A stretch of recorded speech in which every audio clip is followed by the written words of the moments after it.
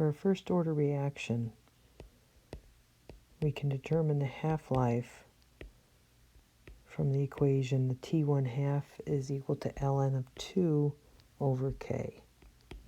So we have ln of 2 divided by 1.21 times 10 to the minus 4th year minus 1.